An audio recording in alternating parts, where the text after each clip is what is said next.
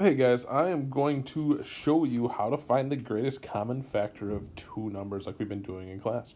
Now, for this one, we're going to want to find the prime factorization. So we're going to make a factor tree of numbers until we get to prime numbers. So for 28, I want to break this up into two numbers. I'm going to do 4 and 7.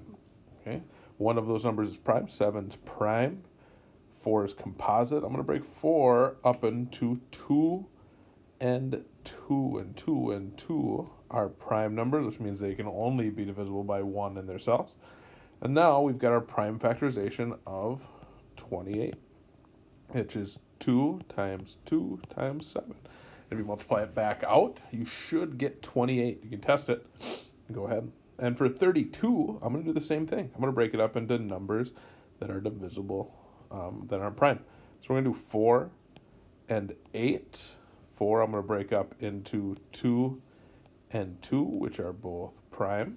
I'm going to do the same thing with 8. I'm going to break 8 into 4 and 2. 2 is prime. And 4 I'm going to break up into 2 and 2. So we got 32, which is 2 times 2 times 2 times 2 times 2.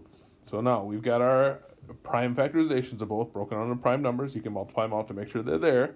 But to do the greatest common factor, we want to find numbers that they have in common, the smallest pieces. So we found a pair here and a pair here.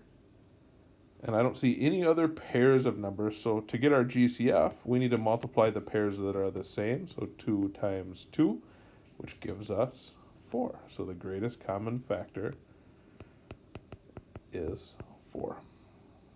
Awesome. You can use this to answer the other questions. Thank you.